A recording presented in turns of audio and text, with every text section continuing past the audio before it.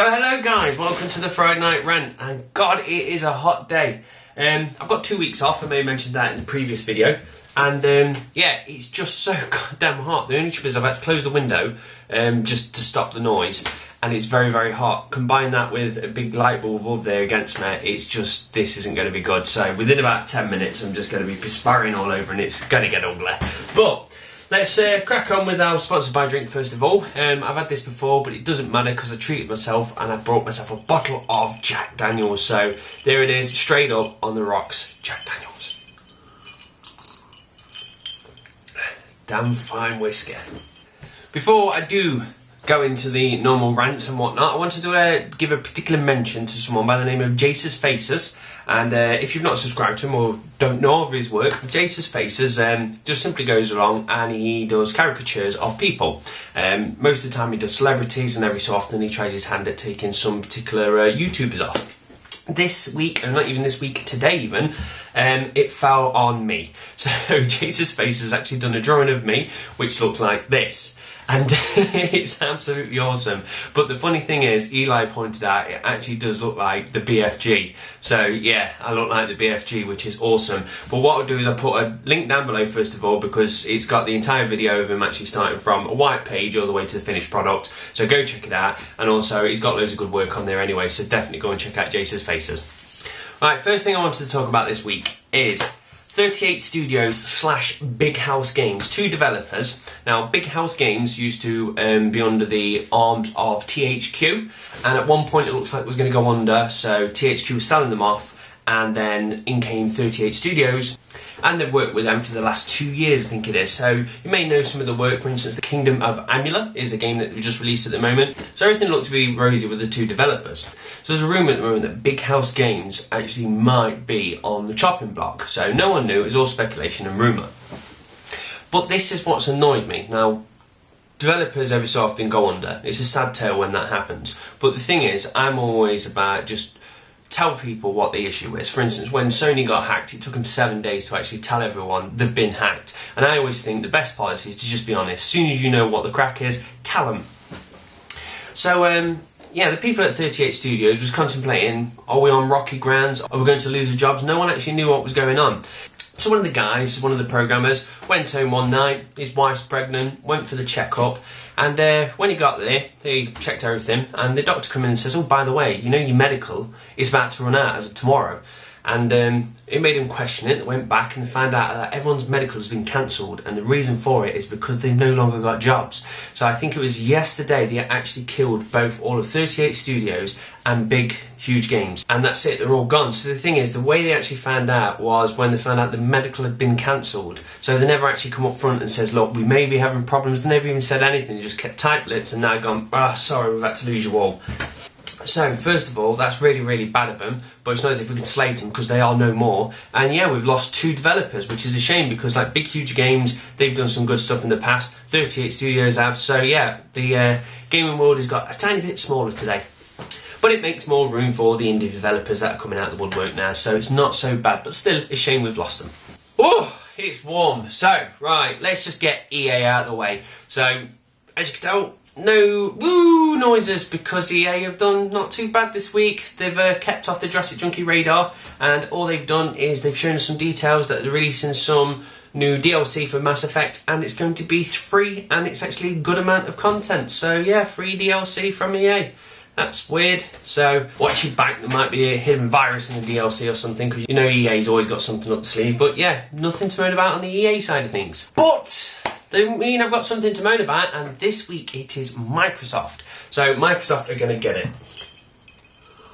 So first of all, one good thing that Microsoft actually did this week was with Minecraft actually being released, obviously it's now on the Xbox, everyone's buying it, everyone's loving it, and they're actually playing it, and everyone's gone through and said, yeah, it's fine, you can do split screen, you can do full split screen, you can do what you want on it, it's awesome. So a few people have actually been saying that they've been playing the game and it works, but when they go to the split screen mode, it doesn't work. And what they've realised is you need to actually have a high definition television to be able to get split screen. If you've got one of the old TVs, then you can't get your split screen. So A few of them are complaining and says, you know what I mean, the product that you sold us isn't working, you never said we needed a high def screen. So Microsoft's turned around now and they've actually updated the game listing, simply saying that this game will work on all TVs, but the split screen has to be on a high definition screen. And to the same time, everyone who's got an old TV, if you want your money back, just contact customer support and we'll give you your money back, which is awesome with Microsoft doing that. So that's one good thing the customer support did this week, but they've done something really, really bad as well. So that brings me on to the Xbox hackings. Now, a few people have been reading articles, sending me bits and bobs, newspapers have got hold of it, and it's one of these things that everyone keeps saying that Microsoft, Xbox Live is being hacked, and Microsoft are also coming back in and saying, no, it's not being hacked, we don't know what you're talking about. And what it is people are throwing the word hacked around too much and they're actually using the wrong word. So what they've actually found out now is people's accounts are being hijacked, and the way they're doing it is these people aren't coming in and actually using clever, sophisticated software or anything like that to actually hack the Xbox Live. What they're doing is pretending to be the people and asking for the accounts to be reset, then grabbing them. So they're just hijacking, they're not hacking. And what's happened is many, many months ago, probably even could say a year ago now, I spoke about a woman that's account was hacked. But as she actually made the circuit on the news, because she came out and said she was disappointed and it went around viral, that a few of the actual hackers from the forum contacted her and says, look, this is the way they're doing it, you know what I mean? These are the people that did it, and kind of pointed at the hackers. So she got this transcript of actually how to take ownership of someone's account. So she's obviously passed this on and now it's got out. So everybody knows about it now. And what it points out, there isn't any faults at all within the actual Xbox Live security. What it all lines down to is customer support being stupid. So the way it works is they will simply contact customer support, and when they send that email, they actually send it from a Microsoft address. So they actually don't get an email back, they just make it look official because they'll call themselves JurassicJunkie@Microsoft.com. And then what they do is they throw some terminology in there and try and bullshit it. So what they'll do is they simply say, hi, I've just been speaking to a customer, Jurassic Junkie, and we want to get his security password reset. I've been speaking to a tier 2 user and I can't see any clearance, so could you do this for me? So in other words, just bullshit completely. Once that email's sent in, they then phone up Microsoft support and pretend to be the actual user and say, I spoke to somebody on tier 1, they've put an email through to you, I just want to get my security password reset. So they'll look down and actually see there is an email from somebody at Microsoft, makes it look official, and they'll go, okay, I've got the details now that you want to have your security password reset, we'll do that for you now. So you do that, you hang up, then you phone up again, and then you say, I can't remember my email address, can you confirm it for me? And they'll say, okay then, just to confirm who you are, what's your security question? And because you've just got it reset, you feed it back to them, they give you your email address, and now you're on with the actual security password, the question and the email, they put it through, then log in as you, they've now got your account, and then they go off and sell it. Now, the forum that's been exposed has got people on there saying I'm looking for like higher Call of Duty stats accounts, I'm after particular names. So people are going there requesting, or some people are just hijacking loads of accounts and just selling them. So they've kind of been exposed, which is good. So it's quite actually scary to see how easy it is to actually get hold of someone's account. Hi, you're through to Microsoft. How may I help? Hi there, I was just wondering if you could reset my security password by any chance. Okay, do you have any form of identification to prove that you are you? Yeah, I've got a form of ID.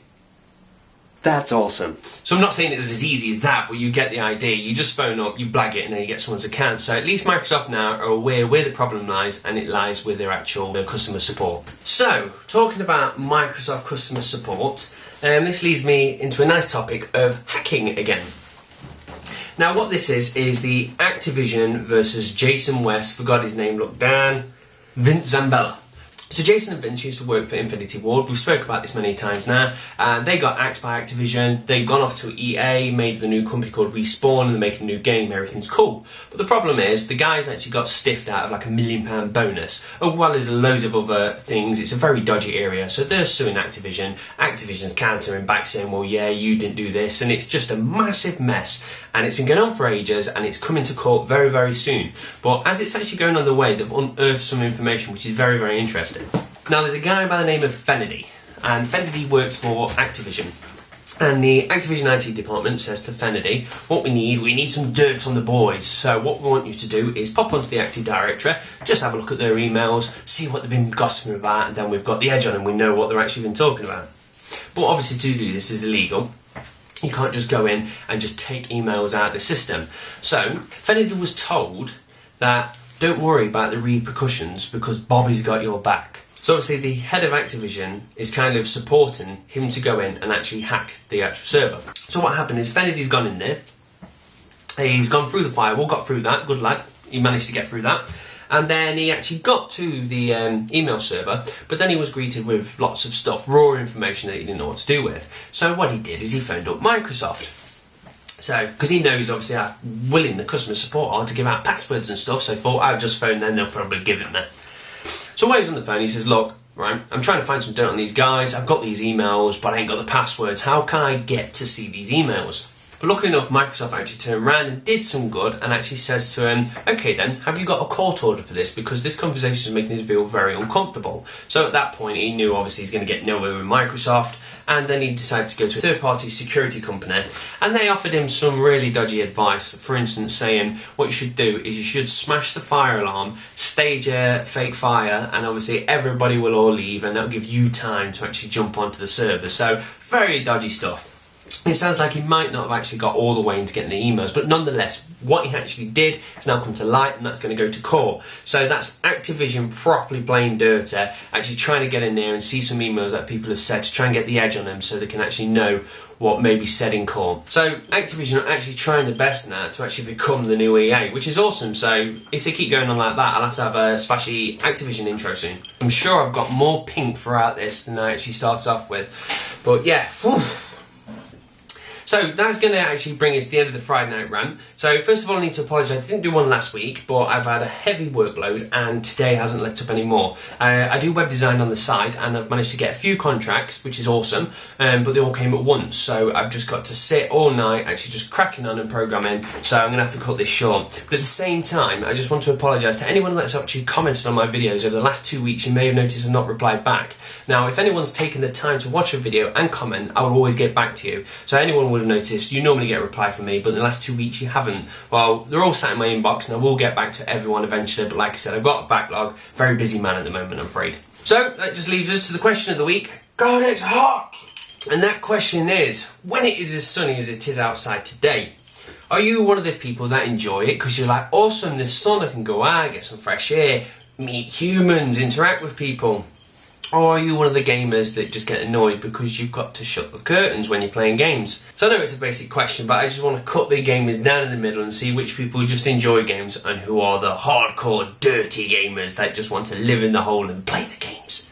And if you are, good on you, I've got no problem with that, but I shall be out enjoying the sun, but I will be going out enjoying my brand new bike. I picked up a bike this week because you may have seen many moons ago that I got 2 of my bikes stolen, which upset me so. But it doesn't matter now because I have my new bike. So yes, that's me in a nutshell. Between biking and programming, I'm going to try and get a sliver of gaming in, but I do doubt it. But thank you very much for watching, guys. Check out Jacesfaces. Always wear sun cream. I don't know where that's come from, but it's always good advice, you know that. I just realised I drank this Jack Daniels like it's water because I'm so hot, so I'm probably going to be pissed as well in a bit, which is awesome. Can't wait for the clients to see the websites when I'm drunk. But that's it, guys. I keep rambling because I've missed you. It's been 2 weeks. I felt like my life wasn't complete. You all do live inside the camera, so I thought I'd free you up, show you a bit of the sun. And yeah, that's it. So I'm going to stop talking to you. In fact, it's very strange. It's now become a part of me to just sit and talk to this camera. It's very weird. Like, I remember when I first started doing it, it was a bit daunting talking to the camera, but now I just accept it, like, you are there. I'm even talking now, and no one's responding back, but I'm still happy. This conversation's going really well. Whiskey's kicked in. So yeah, once again, I'm going to try and say goodbye, and thank you for watching. Cheers, guys. Bye.